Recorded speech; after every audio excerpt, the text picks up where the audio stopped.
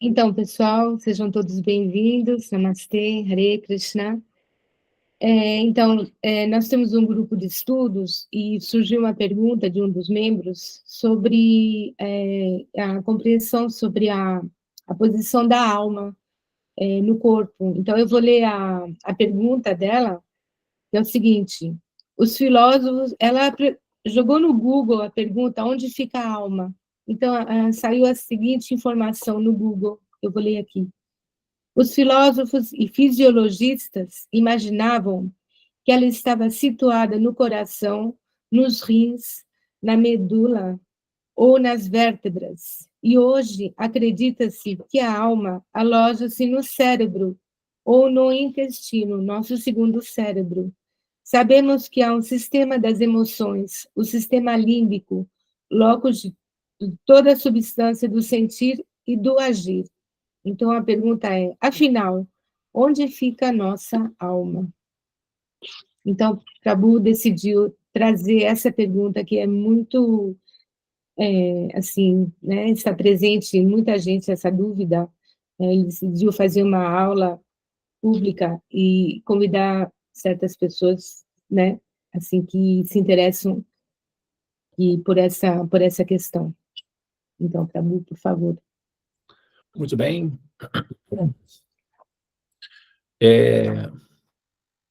A Gabriela está presente, né? A Gabriela está na sala. Bom dia, Gabriela. Dia. Namastê. Essa pergunta foi trazida, então, por nossa Gabriela querida aí, que está fazendo seus movimentos na intenção de desenvolver, né, seus conhecimentos acerca dos modelos védicos, né, o paradigma védico. Essa pergunta, na verdade, é uma pergunta de natureza pública, né, é patrimônio público essa pergunta. É uma pergunta genérica, ela poderia ser feita para qualquer, né, qualquer teólogo, qualquer pensador, qualquer paradigma, qualquer representante de qualquer paradigma, tá? Nós estamos...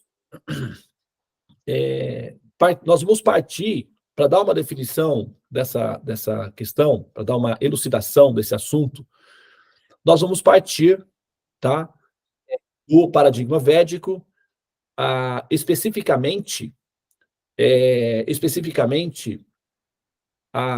o paradigma védico, ele tem as suas vertentes, são variantes, né, de interpretações, tá? O que significa que as linhas filosóficas ou as diferentes direções, né, que partem dos Vedas para dar uma referência acerca de uma interpretação de realidade, são as diferentes, né, os diferentes paradigmas, as diferentes escolas filosóficas que existem dentro do sistema do compêndio do conhecimento védico, tá? Então, nós temos a nossa instituição, que é a Seva, uma escola, e nós temos também o Siddhanta, né, o Siddhanta, que é a tese. Cada escola filosófica terá uma tese, e essa tese deverá ser fundamentada e defendida com argumentos racionais, consistentes, para que os sábios possam apreciar, né, a definição. Então, a gente vai dar a definição para essa questão, nós vamos dar, tá, uma referência, vai ser utilizado o paradigma védico, e dentro do paradigma védico, o Siddhanta da Seva, tá? Então, eu não estou falando por todas as escolas filosóficas védicas, o que significa que, eventualmente, você vai fazer essa mesma pergunta num outro ambiente e você pode obter uma outra resposta, tá? O que significa isso? Significa que você está obtendo um resultado diferente sob perspectivas diferentes. Então, eu não respondo pelas diferentes escolas filosóficas védicas, eu estou respondendo e assumindo a responsabilidade pelo Siddhanta que nós estamos elaborando dentro da Seva, tá? E por Siddhanta, nós queremos dizer uma definição que pode ser sustentada do ponto de vista da observação racional e do ponto de vista dos Shastras, que são as escrituras sagradas, tá? Então, os apreciadores ou observadores são chamados sadhus. São três os critérios de são 3 as fundações que estabelecem um Siddhanta autêntico: Guru, Shastra, Sadhu, tá? O Guru é o professor, o mestre, o propositor, aquele que vai apresentar um caminho, aquele que vai apresentar uma solução. É o mestre espiritual, aquele que vai, então, orientar os aprendizes, os alunos, na direção de um determinado conhecimento, né? Então, esse é o Guru. Shastra são as escrituras autorizadas, registradas, né? Que é público, que são observados os demais sadhus, ou demais pesquisadores ou pensadores, mestres, etc. Então, Shastra são os conhecimentos formais, protocolares registrados. Então, Guru, o mestre, Shastra, as escrituras protocoladas, e sadhus. Sadhus são os observadores, né, os pensadores, aqueles que ouvem para aprender, não apenas como discípulos, mas como observadores também. Então, ao Guru cabe ter consistência no Siddhanta, conhecimento dos Shastras, para fazer a referência do que ele vai falar de acordo com os Shastras. Aos sadhus cabe o bom senso e a coerência de racionalizar as informações de maneira com maturidade e com o que nós chamamos, os sadhus costumam ser liberais. O que significa isso? Pessoas de bom senso e coerência capazes de metabolizar metáforas atualizadas. Tá? Então, o conhecimento védico depende do guru, alguém que tenha noção completa do conhecimento védico, Shastra, referências nas escrituras e um público adaptado a entender assuntos de relevância. Então, essas 3 combinações formam, então, um Siddhanta, que significa uma tese fundamental acerca da realidade, partindo das orientações védicas. Ok? Então, é sobre isso que a gente vai falar, tá? A pergunta é... colocar aqui, vou fazer aqui da pergunta, da questão que foi, né, que foi trazida.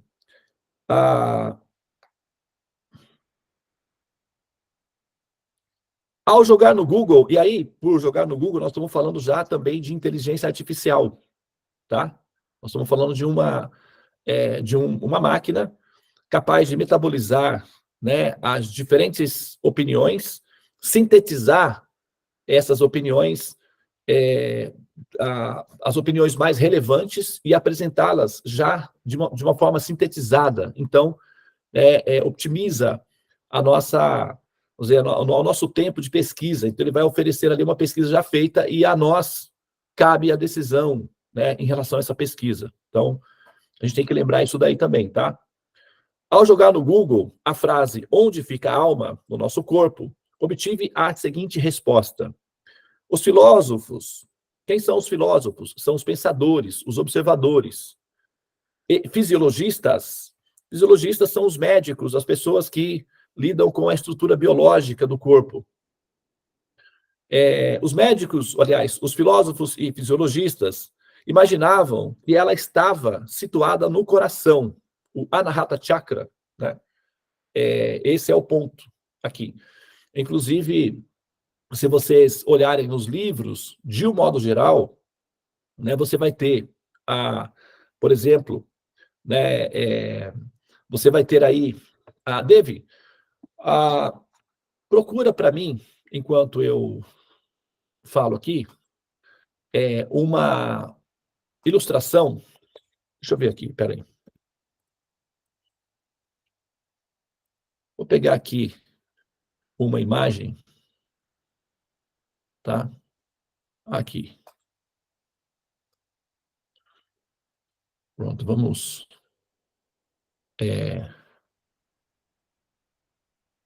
compartilhar isso daqui. Tá, acho que isso aqui já é o suficiente.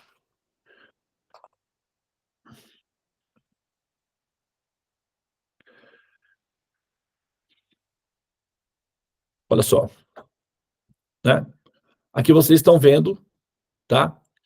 Uma ilustração onde tem uma representação de onde estaria, né, a alma, seria, no caso, o Anahata Chakra. Tá? Então, como está sendo dito aqui, ó, os filósofos e fisiologistas imaginavam que ela estava situada no coração, na verdade, no Anahata Chakra, né? Nos rins. Não sei exatamente por que apareceu esse contexto dos rins, isso para mim é uma novidade, né? Não sei se a inteligência artificial, né, assim, processou muito bem as informações, mas para mim os rins é uma novidade. Eu nunca ouvi falar que alguém apresentasse esse contexto aí de que a alma estivesse nos rins. Mas está aí, né? Na medula, né? Na medula é a Kundalini, basicamente, né? A Kundalini. E nas vértebras, o que, assim, medula e vértebras são sinônimos entre si, então não tem muita diferença desse. É a mesma coisa. E aí a gente pode falar em termos de mini, ok?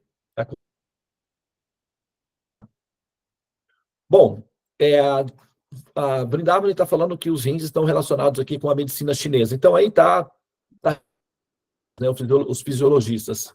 Ou não sei qual é o critério que eles decidiram, né, que eles apresentaram. Deve ter alguma fundamentação aí, não está sendo apresentada, mas é uma vertente bem assim exótica, né? Não é muito comum, mas está aí.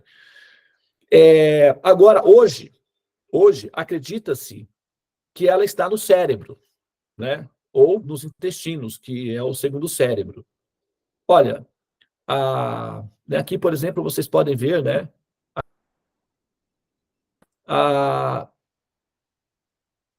Mas também, vamos pegar aqui uma outra ilustração. Essa é a mais comum de todas, né? É a mais popular, né? Vamos colocar aqui.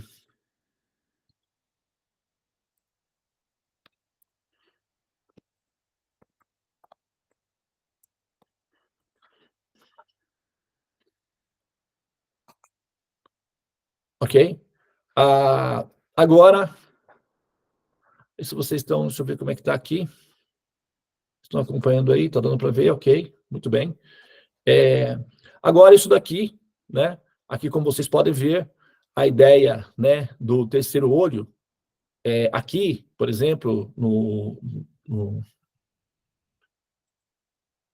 esse princípio aqui é uma das vertentes, né, que se costuma também considerar, né, a posição da alma, né? Inclusive, nós, durante o processo do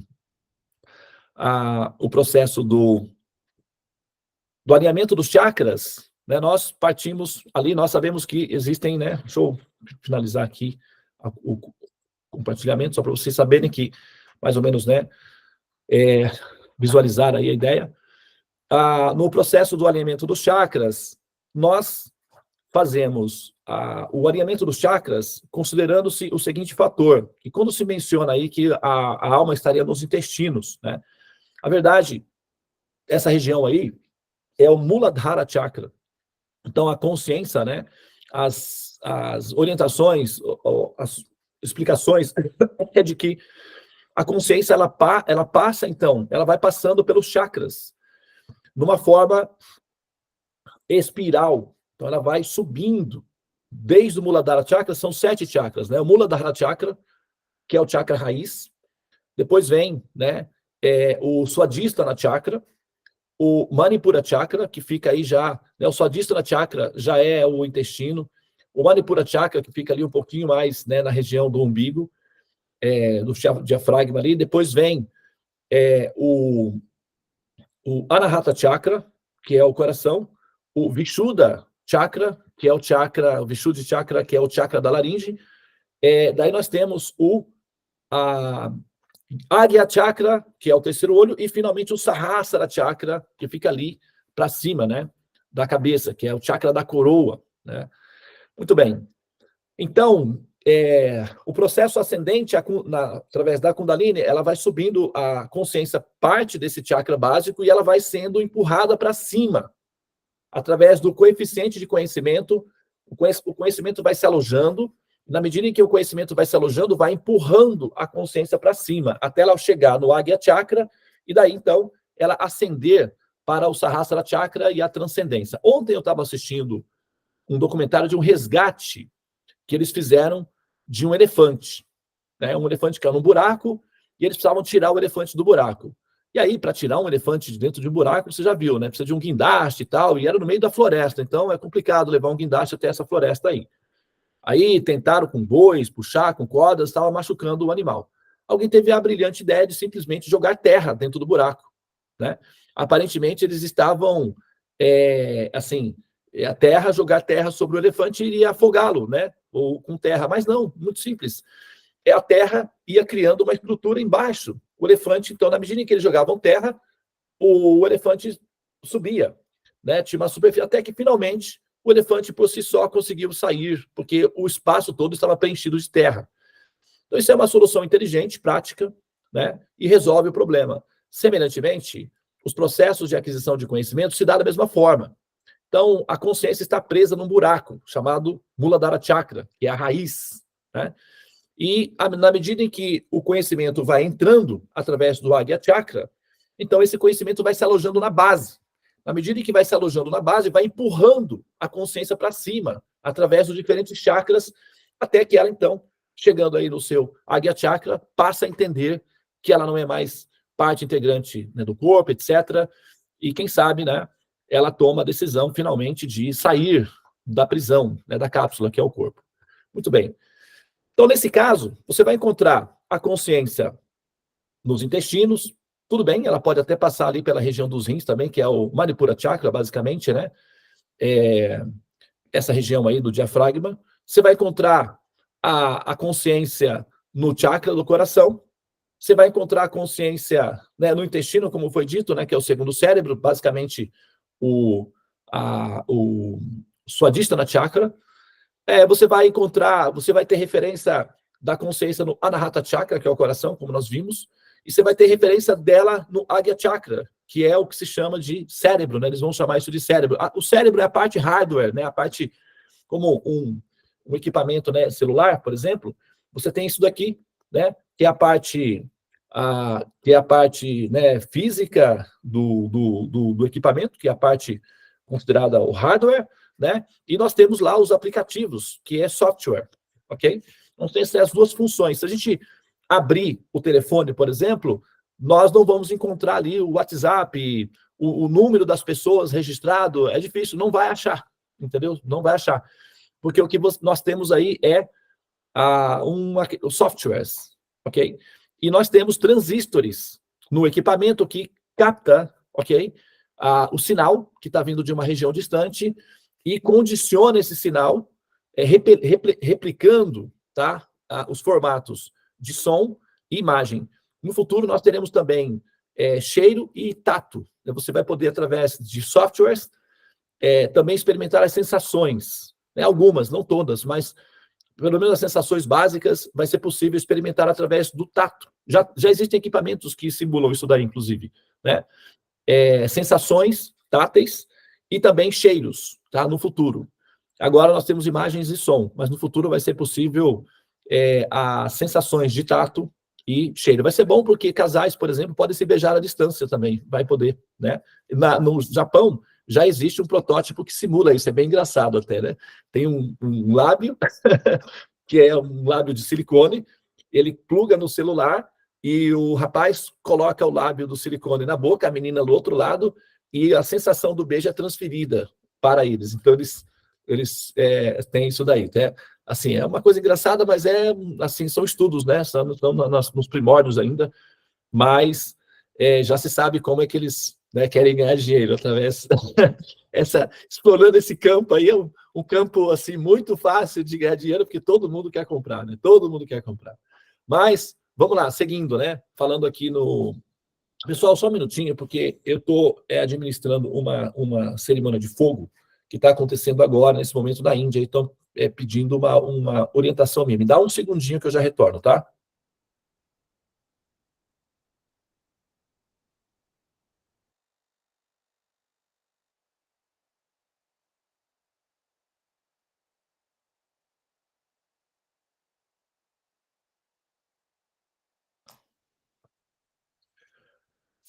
Bom, muito bem. Então, seguimos.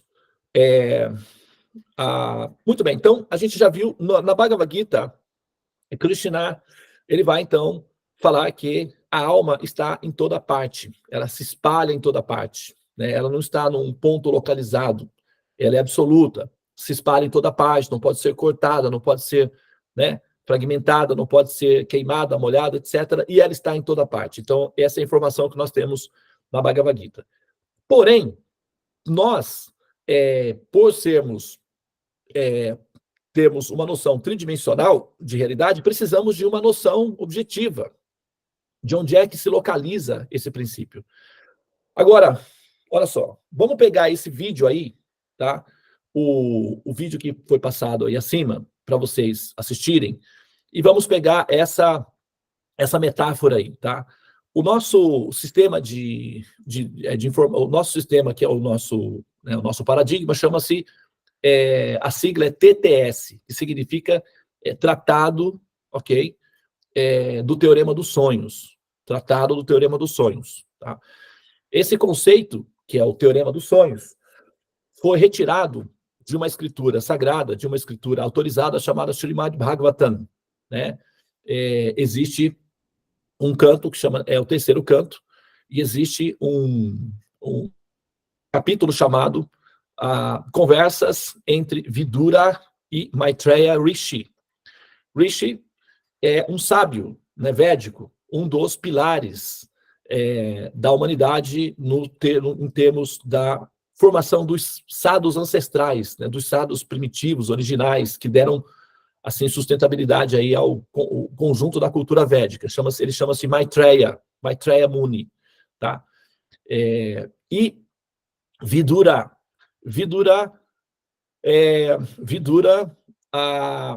ele é considerado entre os sábios, ele é considerado uma expansão ou uma manifestação do Dharma, né? Jamaraja. Jamaraja é uma instância ou uma entidade que preside, é como se ele fosse, né? Ele representasse aí a Suprema Corte, tá? Então é um dos ele seria, no caso aí, então, nesse momento histórico aí desse contexto, ele seria o regente da Suprema Corte. Então haveria os juízes e ele seria, então, a autoridade máxima entre os juízes da Suprema Corte. Jamaraja, então, ele vai presidir as leis que se fundamentam e que definem os resultados que serão recebidos pelas entidades vivas através do sistema que nós conhecemos como karma, né? Então, o Akash é um sistema de flutuação quântica de armazenamento de dados. Seria como dados nas nuvens, como nós chamamos aqui, né? Então, nós produzimos ações, essas ações produzem algoritmos, né, ou informações criptografadas. Essas informações criptografadas são armazenadas, né, num sistema de preservação de dados, seria o equivalente do currículo de, né, cada um de nós. Hoje em dia, né, é muito fácil de entender isso daí através, né, nós temos um sistema, né, nós temos um celular, esse celular, ele é rastreado pelo governo, todas as nossas conversas, ações são, né,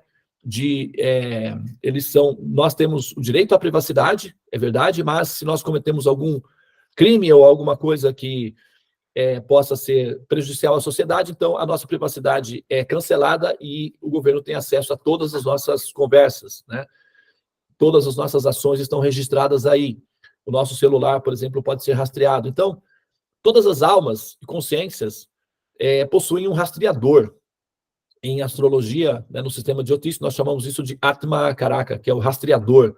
Então, esse rastreador também preserva dados. Esses dados são preservados, ok? E baseados nas informações contidas nesses dados, então é produzido um roteiro. E esse roteiro, né, também é oferecido uma cápsula para que esse ser viva esse novo roteiro. Isso chama-se samsara. Então, vamos lá. Nesse sistema, então, Vidura, ele é a entidade, né, o ser que, a instância que preside esse contexto, que é a administração do processo, tá, de armazenamento de dados, o que nós chamamos de karma. Então, seria aquele que julga, né, as entidades viventes, tá? Ou a instância julgadora. Lembrando que um sistema inteligente não precisa de ter pessoas, né, com papéis, anotando, e não. Tudo é algorítmico, né, automático. Administrações inteligentes não usam papéis.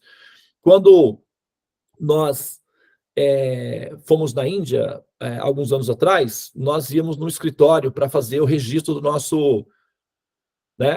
nosso passaporte. E a gente ia num lugar que a gente entrava num quarto e tinha uma montanha de papéis de registro, assim, sabe? Cheios de teias de aranha e tal, aquela coisa toda.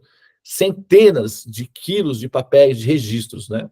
Isso, no Brasil era assim até a década de 50, 60 também era assim, tudo com papéis, né? Hoje, por exemplo, você não vê papéis praticamente, né? Você vê computadores. Todas as informações são armazenadas nas nuvens, né, digamos, né, diríamos. Ou então em hardwares, que são máquinas de registrar dados. Chama-se disco duro, né? O pessoal fala disco duro. Então, o drive, né, também. Então, esse sistema de armazenamento de dados, tá? Ele é um processo algorítmico e automático. Tá? Então, não é que você necessariamente precisa que você esteja diante de uma pessoa, de um juiz, que vai fazer uma acariação, que vai procurar testemunhas. Isso é analógico. Tá? Um sistema de administração inteligente dispensa esse método burocrático arcaico. Então, tudo é feito por sistemas algorítmicos. Tá? Então, você recebe o resultado de forma algorítmica. Não, você nem se encontra com pessoas. Você simplesmente sai de um corpo e já entra no outro. Todo o sistema é automatizado, muito rápido, para optimizar e acelerar o processo da evolução. Tá? Quando se mostra pessoas e tal, todas essas metáforas analógicas é para facilitar a nossa racionalização. Tá? Mas não necessariamente tem que ser assim. Ok? Toda administração inteligente faz isso de forma autômata. Por exemplo, um banco, né, qualquer banco que lida com centenas e milhares de clientes, então você tem um sistema autônomo de atendimento ao cliente. Você entra lá e faz as operações, você nem fala com pessoas, você fala com uma máquina, com um robô. Todas as operações são feitas assim, basicamente, né, no mercado de bolsa de valores também, assim. Raramente você pode ou vai falar com uma pessoa. Tudo é autônomo. Isso é de futuro, né? É assim que funciona. Então, agora, vamos pegar o vídeo aí, tá? Vamos trazer, então, a relação aí com o vídeo, ok? Veja bem, imagina, tá? Vamos supor que eu seja Deus, tá? Vamos colocar assim. Mas Devananda, você já está... Não, gente, vai. Vamos com calma aí, tá bem? Eu estou usando metáforas, não adianta... Eu não estou falando com vocês aqui da sala não, tá, pessoal? Porque tem muita gente que me critica. Assim, ficam me olhando e tentando, esperando uma chance de pegar um dado meu para me criticar. Isso é uma grande bobagem, porque a pessoa perde o raciocínio e fica presa, sabe, num ponto aí desnecessário. Óbvio que eu não sou Deus, e nem estou tentando convencer vocês de que eu sou, tá? Então, assim, acompanhe o raciocínio, né? A gente está elaborando aqui uma metáfora. Então, imagine que eu seja Deus, ok? E eu tenha, né, as almas sob minha responsabilidade, que normalmente é o conceito que nós temos, ok? E supomos que por algum motivo, eu não vou entrar nos detalhes de qual seria esse motivo que justificasse isso, mas vamos partir do princípio de que haja um motivo, né? E esse motivo gere uma demanda em que eu precise educar essas almas, ensiná-las a evoluir, algo assim. Eu tenho duas opções, ok? Eu tenho a opção de criar um mundo analógico e colocar as almas ali dentro para elas viverem as experiências. E aí, como elas são inexperientes, elas vão fazer uma bagunça, né? Eventualmente elas podem até se machucar, porque como elas, né, são um pouquinho temperamentais, vamos dizer assim, impulsivas, e na medida em que elas vão explorando o mundo, elas vão adquirindo mais potência, né, mais poder, mais consciência do poder que têm, e por causa disso elas podem até se machucar entre si. Né? Existe essa previsão de que elas podem se tocar ou se estranhar, e como elas são meio temperamentais, a probabilidade de que elas se estranhem em algum momento é alta, e elas podem eventualmente se machucar.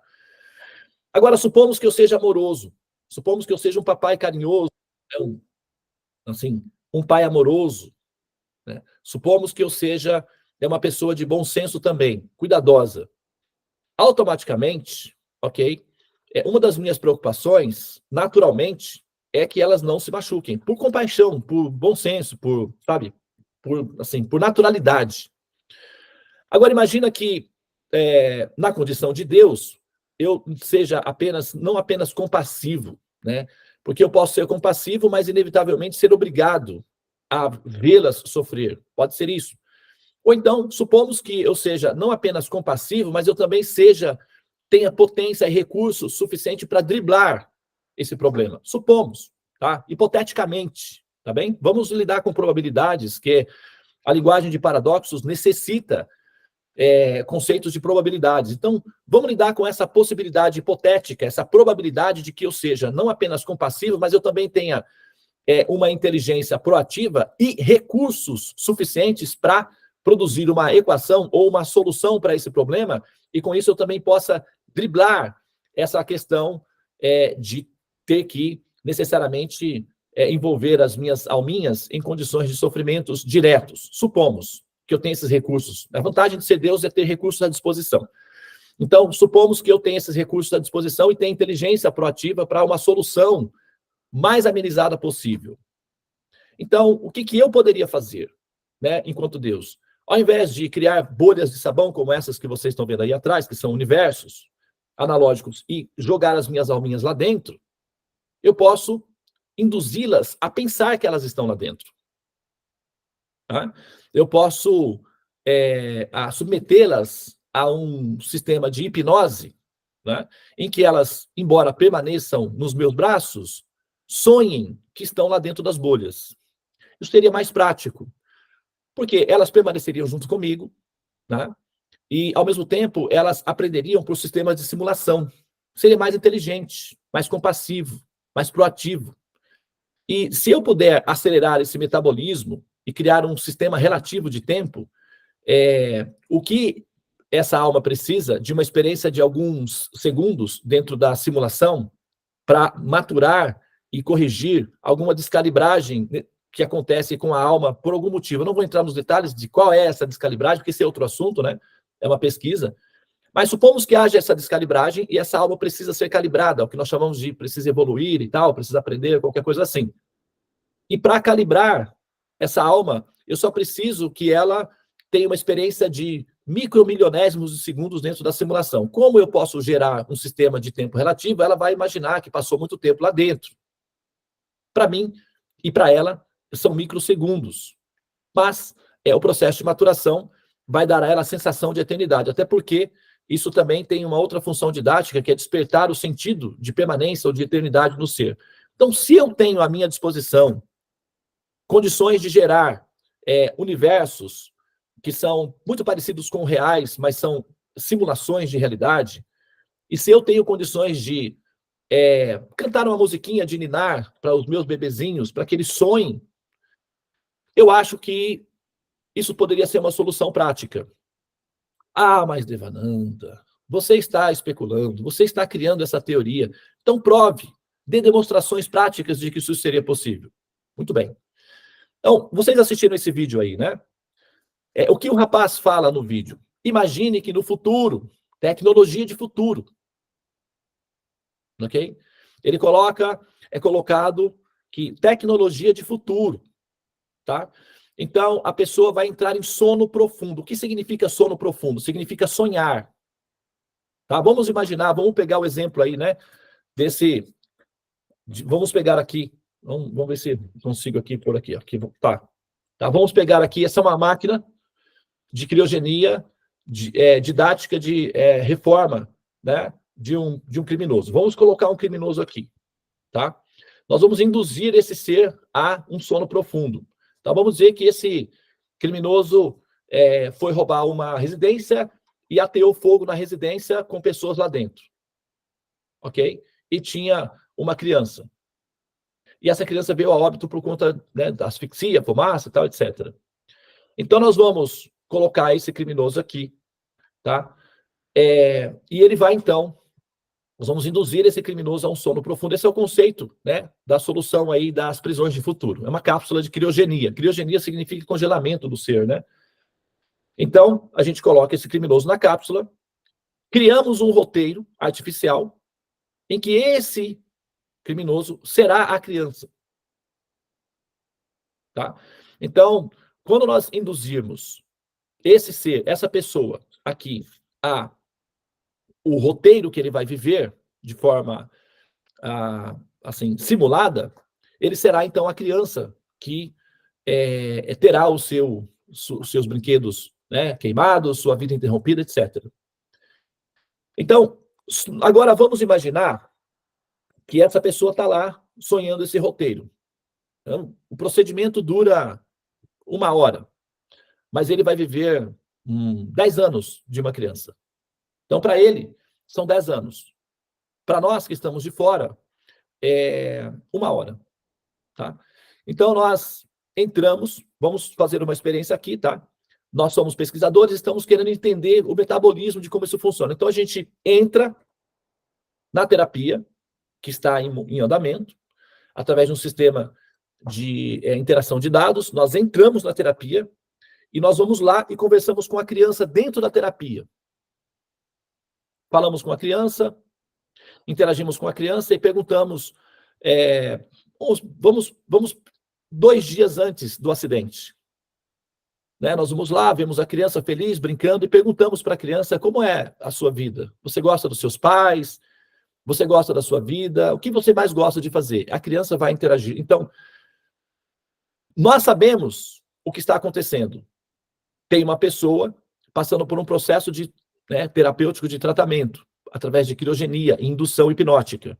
Sono profundo, basicamente, é hipnose. Né? Então, a criança, ou o jogador em si, lá dentro, pensa ser uma criança. Nós sabemos do que se trata. Mas ela não tem noção de que é o que está acontecendo. Ela está absolutamente condicionada a pensar em si como uma criança. Vocês já tiveram experiências de sonho?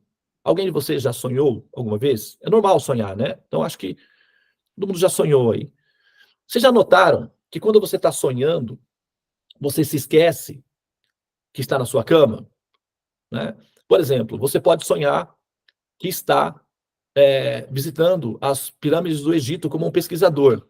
E você pode entrar numa caverna e tal, e de repente você se depara com uma múmia, e essa múmia passa a falar com você, você se assusta e foge. A múmia, então, está solitária, pobrezinha, muitos anos sem falar com ninguém, vê a oportunidade de falar com alguém e corre atrás de você, fala, não, espera, vamos só conversar. E você não quer conversar com uma múmia, você está assustado, você quer fugir. E na medida que você foge, a múmia se aproxima de você, seus ritmos de batimento cardíaco se aceleram e você acorda na cama assustada. E a pirâmide do Egito não quebrou, não destruiu a sua casa. Por quê? Simulação não ocupa lugar no espaço. As emoções foram reais. O cérebro experimentou as emoções como realidade. Mas simulação não ocupa lugar no espaço. Quando você acorda, de repente, você se vê na sua cama. Né? No lugar, na sua cidade, etc. Agora, imagina que você está sonhando que está no Egito e eu, como um pesquisador, um cientista, um neurocientista, entro no seu sonho e falo com você, fulano, o que você está fazendo aqui? Devananda, você nem sabe, eu estou fazendo uma pesquisa importante. É mesmo? Pois é, eu vou entrar naquela caverna, e é uma caverna muito antiga, e eu não sei o que vou encontrar lá, mas eu estou com equipamentos aqui. Muito bem. Você não quer vir comigo, Devananda? Poxa vida, eu não vou poder, porque eu vou ter que tomar um chá agora com uma pessoa em tal lugar. Que tá bom, tudo bem, então deixa para a próxima. Então você interage comigo dentro do sonho e você acredita realmente que está lá no Egito. E você não tem a menor noção de que, na verdade, você está sonhando, você está sob efeito de uma hipnose profunda, em que você acredita que aquele momento é real e você está ali realmente. Quando você acorda, desperta e descobre que, de fato, você nunca esteve ali. Na verdade, você esteve virtualmente, né? Mas você estava na sua cama. Essa metáfora é possível? Né? É possível, né? Então, agora, imagina que sistemas inteligentes de futuro não necessitam, né, processos analógicos. Tudo pode ser feito de maneira virtual. Por exemplo, agora, né, eu me candidatei para ser um novo motorista. Né? Entrei na academia lá na escola para ter habilitação.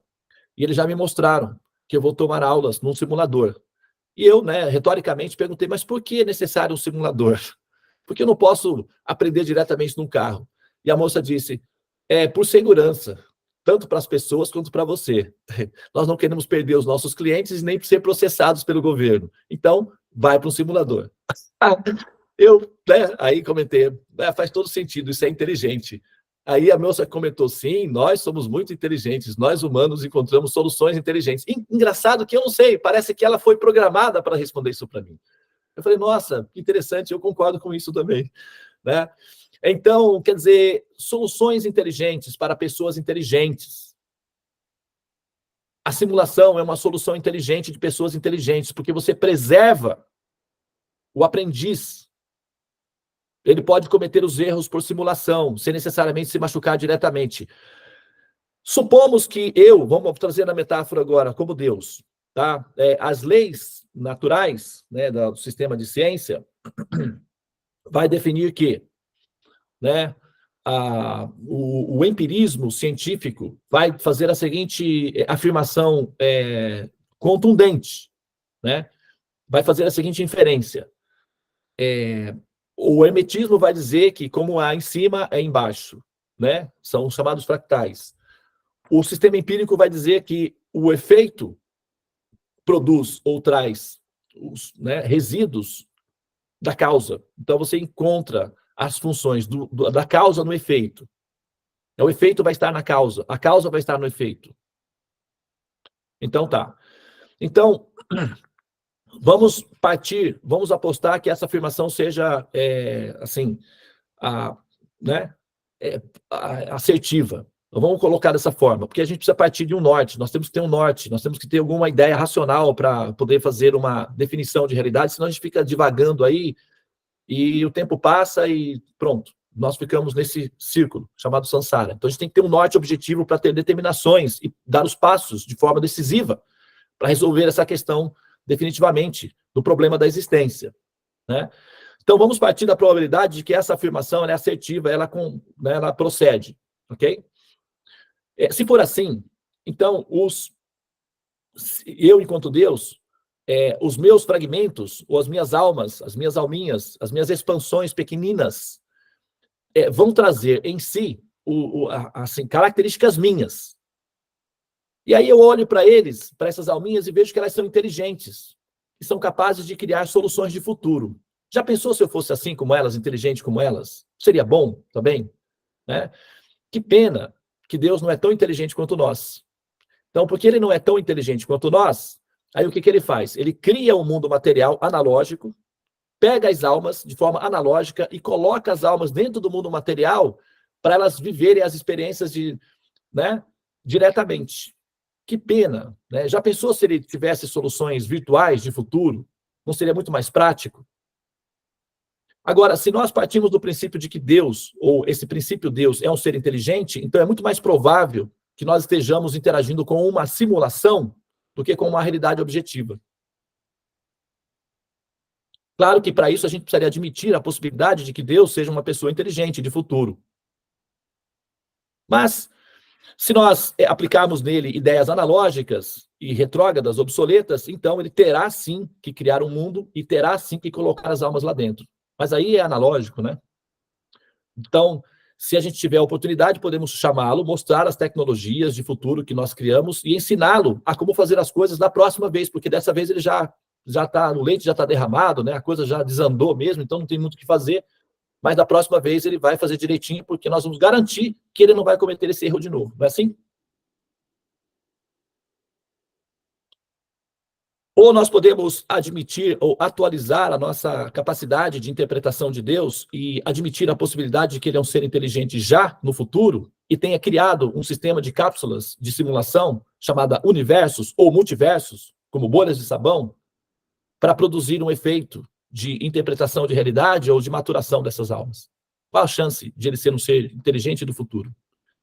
Então, se Deus for um ser inteligente e do futuro, então certamente os universos são simulações e não realidades objetivas. Tem como demonstrar isso? Tem. Nós já temos matemática suficiente para demonstrar isso.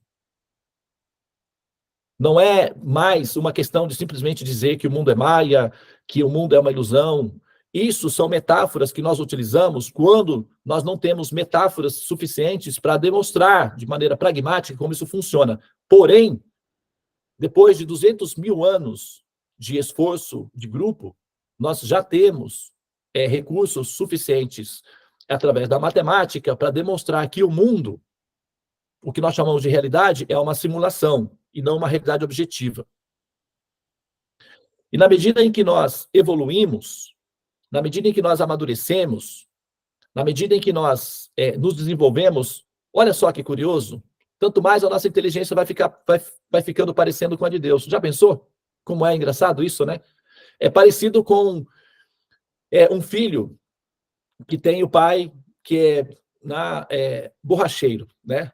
Tem um cara que fez um vídeo outro dia que eu achei bem engraçado, borracharia pai e filho. Na Índia tem muito disso. O pai é sapateiro, o filho vira sapateiro. O pai é engenheiro, o filho vira engenheiro. O pai é médico, o filho vira médico. Né? E aí ele fez um vídeo, venha para a borracharia pai e filho. Aqui a tradição é preservada.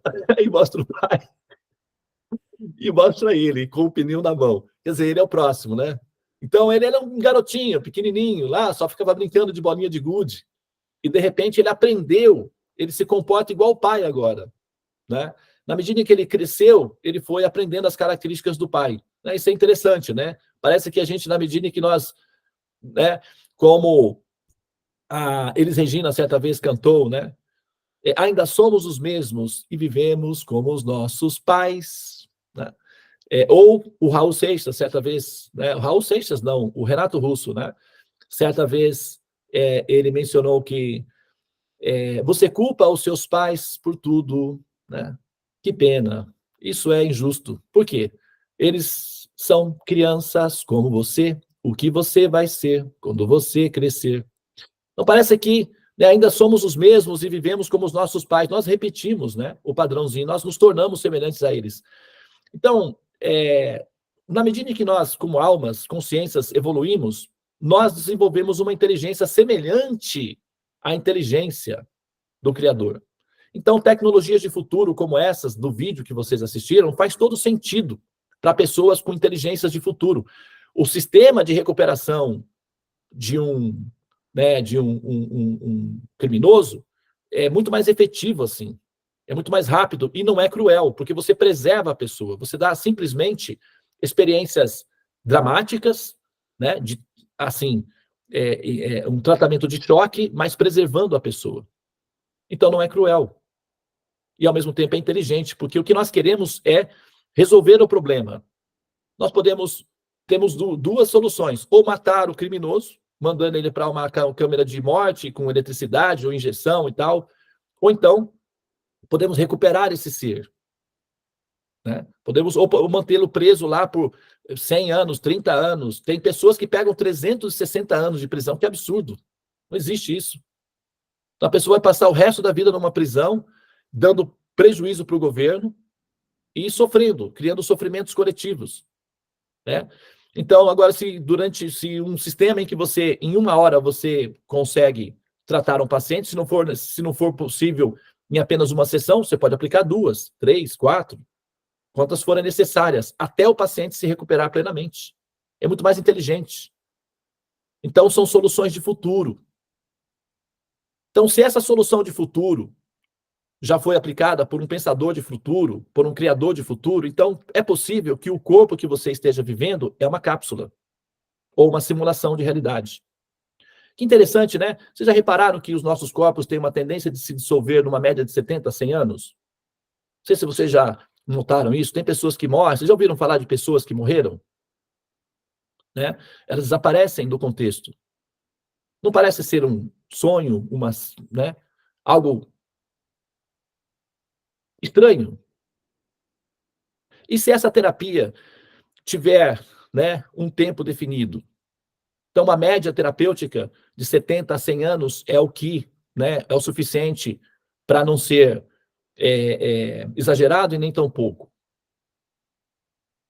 Ok? Então, se nós colocarmos matemática de emergência para analisar o seu corpo, nós vamos ver que, na verdade, é um sistema, é uma criação intelectual baseada numa criptografia chamada matemática. E matemática não é real. É simulação de realidade, é realidade virtual. Agora, onde é que a alma está aí? Por que a alma tem que estar aí? Né? Por que nós temos que partir do princípio de que a alma está aí? A alma pode estar em outro lugar. Por exemplo, se você abrir o seu celular agora, ou o seu computador, você me encontra dentro dele? Tem um sinal, né? De mim. Mas se você abrir o seu equipamento hardware, você realmente me encontra aí? Né? Se nós abrirmos um corpo humano, a gente for lá nos rins, no estômago, no intestino, sabe? No coração, no cérebro, a gente consegue encontrar ali? Alguém já... Dá para ver a alma ali? Alguém já viu? Se você abrir o seu celular, você consegue ver as suas fotos da infância? Ou daquele passeio que você fez com seu cachorro na praia? Você consegue? E por que não está lá dentro? É muito simples. Tecnologia de futuro não usa fios, não é analógica, é virtual. Então, se você tem um equipamento que é um hardware, né? Então ele tem o telefone, ele tem um receptor de sinais, né? Ele fica aqui, ó, um receptorzinho de sinais. Em algum lugar aí dentro, aí tem várias pecinhas aí que é, né? Então, esses transistores, eles vão captar as ondas e vão condicionar o sinal ali dentro, tá? As cápsulas, tem até um amiguinho meu aqui, ó. Olha aí. Ok? As cápsulas, os corpos, eles são montados com um sistema de transistores chamado chakras. Esse sistema de transistores, que são softwares, que são aplicativos, né? Você tem lá no seu celular o WhatsApp, o Instagram, você tem o aplicativo do banco, são semelhantes aos chakras. Esses transistores, esses aplicativos, eles então, a parte hardware, que é o corpo, ele vai captar as ondas, que são correntes elétricas, e porque você tem um sistema de transistores baseados em software, eles vão metabolizar ou processar essas ondas e emitir sinais dentro do seu equipamento. Então você vai ter a sensação de que eu estou dentro do seu equipamento. Mas se você abrir o equipamento, você não me encontra ali. Se o mundo for uma simulação, se o universo for uma simulação, simulação não ocupa lugar no espaço. Ele só ocupa lugar dentro do sistema neural.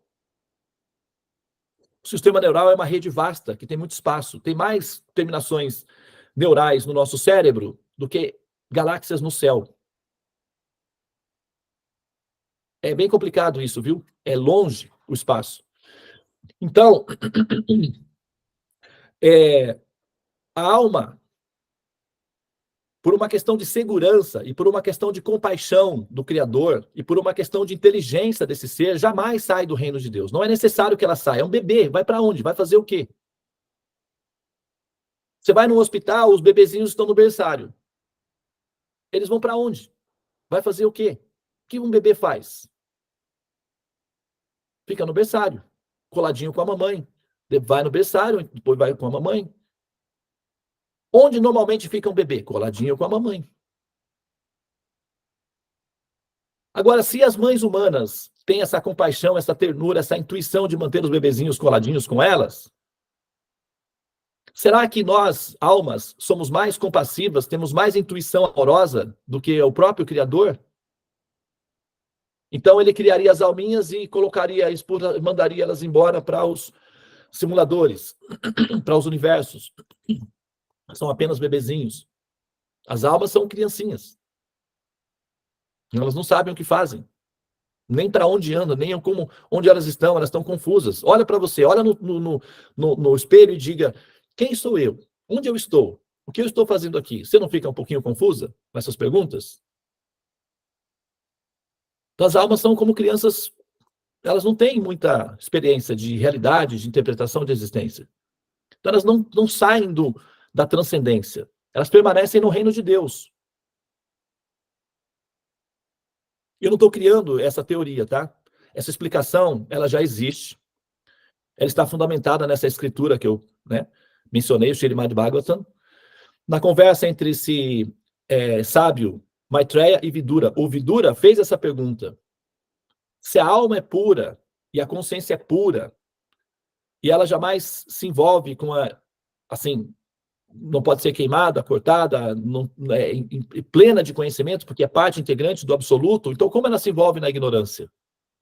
Como é que ela cai no chamado mundo material? Como é que ela vem parar nessa condição do samsara? Qual é o mistério que envolve essa questão? Essa questão já foi trazida antes, há 5.000 anos atrás. Não é novidade. E o sábio Maitreya deu a resposta, porque ele ouviu essa resposta diretamente de Vishnu, que deu uma audiência a ele e explicou pessoalmente a questão. Eu não estou inventando. Só que atualmente nós temos metáforas para facilitar o raciocínio. Se eu não tivesse tecnologia de realidade virtual, celular, computadores, eu não teria metáforas suficientes para dar analogias equivalentes. Eu só poderia falar por sistemas analógicos de mitologia, da religião. Teria que contar histórias, usar termos da religião, falar que o mundo é uma ilusão e tal, Maia, que são os conceitos reais. Mas agora nós temos desenvolvimento tecnológico e interação com essas tecnologias que nos permitem fazer metáforas atualizadas. Ok? E aqueles que quiserem compreender de maneira apreciativa, ou aqueles que querem apreciar literalmente a inteligência do Criador, se aprenderem a entender o mundo do ponto de vista de uma simulação de realidade, passará a amá-lo, inclusive, porque nós amamos pessoas inteligentes, de bom senso e compassivas. Nós nos desconfiamos de pessoas com soluções brutais ou ignorância. Isso é verdade. Mas a vida é dura, é assim mesmo. A gente vai aprendendo, a nos livrar da nossa brutalidade, da nossa ignorância. Mas é assim, nós nos amamos, nós não conseguimos amar pessoas ignorantes, mal-humoradas, de má vontade, preguiçosas. Assim, nós não amamos pessoas assim. Nós amamos pessoas inteligentes, proativas, divertidas, bem-humoradas, interativas, alegres, felizes, altruístas, compassivas. É assim que nós amamos. Então, se você tiver ideias analógicas sobre Deus, você não vai amá-lo. Você já parou alguma vez para pensar se você já experimentou amor por Deus alguma vez? Sinceramente falando, não precisa responder para mim, não. Responde para você mesmo. Você já amou Deus? Você já sentiu amor por Deus? Como você ama o seu gatinho, o seu cachorrinho, o seu filhinho, o seu netinho, a sua esposa, o seu esposo, o seu namorado, a sua namorada? Você já sentiu aquela ternura gostosa, aquela vontade de abraçá-lo?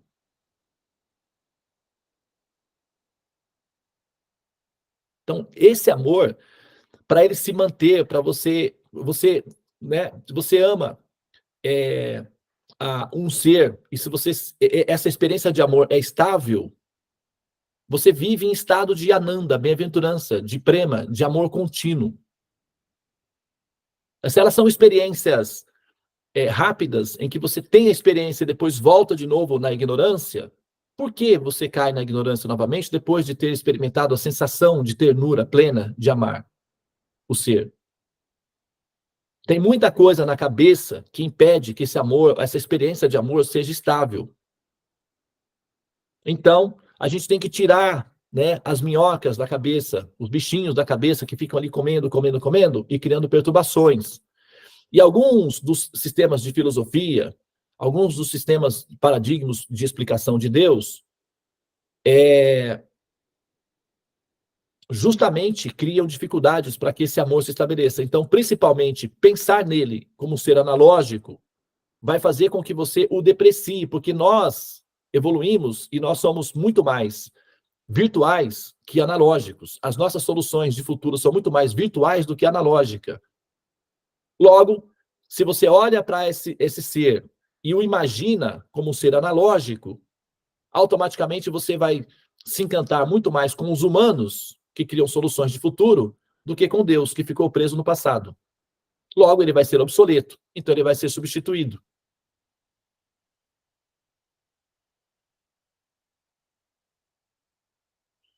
Tá?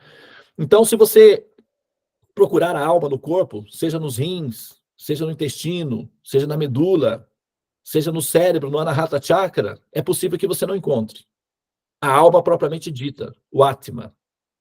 Mas é possível sim rastrear um sinal aí. Então, o que nós chamamos de consciência é um sinal. Esse sinal, como esse sinal é uma extensão da alma, por exemplo, nós temos uma fogueira. Né? Nós temos a fogueira. A fogueira é constituída pela madeira, pelo fogo e pela fumaça. É um programa único, mas são 3, né, módulos diferentes, mas formam um único programa, fogueira. Mas você tem a madeira, você tem o fogo e a fumaça. O Atma é semelhante à madeira. A madeira é fixa. A madeira fica parada. Né? E a consciência é semelhante à fumaça. Tá? A consciência, a consciência em si, ela se divide, ela é semelhante ao fogo. A fumaça é o sinal, o aspecto da consciência ou da alma que é trazido para dentro da simulação para pensar ou sonhar estar ali. Como no filme, no vídeo que vocês assistiram. O paciente vai numa cápsula, mas ele é induzido a um sono profundo. O que é um sono profundo? Sonhos. Então, esse ser vai sonhar. E ele vai imaginar que vai estar dentro de um roteiro criado artificialmente por uma equipe terapêutica. Então, esse vídeo é uma metáfora que facilita a racionalização de como o sistema está se dando online nas nossas existências. Tá? Então, se você cooperar com a terapia e assimilar os dados necessários, interrompe-se o processo terapêutico. Mas se você for resistente na terapia, daí aplica-se mais uma sessão. Se não for necessário, se não for suficiente mais uma sessão, aplica-se mais uma.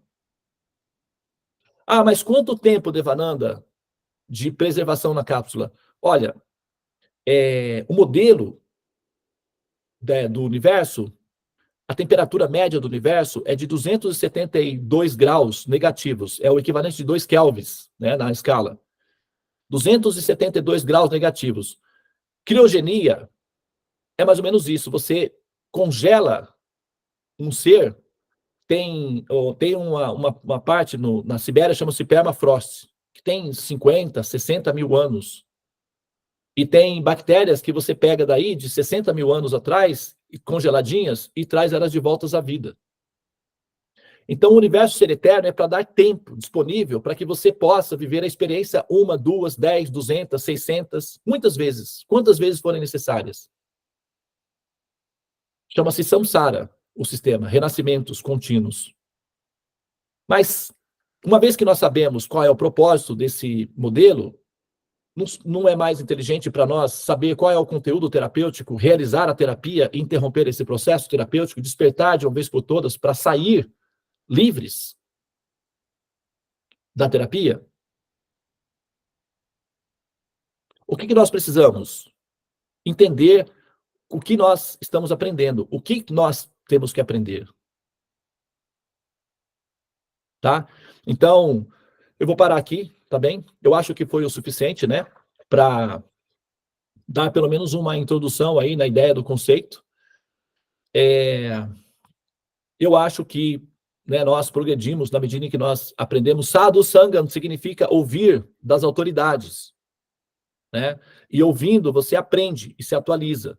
Esses conhecimentos védicos expressos através do tratado, eles liberam você para sentir apreciação ao Criador. E te dá a dignidade de assumir a responsabilidade pelo seu processo de recuperação e de se recuperar com dignidade, sem lamentação, sem vitimismo. Coitadinho de mim, que mundo cruel, olha só, tá vendo tudo e fica aí parado, com cara, né? Então, assim, o Srimad Bhagavatam vai dizer que Tateno Kampan Sushamik Shamano Bhunjana Evatman Kritan Vipakan Vidvag Vaporbhi Vidadan Namaste Diveta Yomukti Padei Sodaya Vak. Ele vai dizer somente aquela pessoa que aceita com dignidade os frutos do karma produzido pelo mau uso do livre-arbítrio em suas vidas passadas, sem atribuir a culpa aos demais, mas aceitando com dignidade, e ao mesmo tempo continua prestando serviços devocionais amorosos ao Senhor Supremo com a mente, com o corpo e com as palavras, é que se torna um candidato para a liberação. Por quê? Porque essa se tornou o seu legítimo direito. Aquele que aceita com dignidade o seu próprio karma, que tolera o seu próprio karma com dignidade, com respeito às leis universais e que continua sendo gentil e respeitoso com as autoridades, é que é um candidato para a cessação da terapia. São seres recuperados. Eles admitem que cometeram erros, sabem que tem que se recuperar, cooperam com o processo de recuperação, se recuperam e são liberados.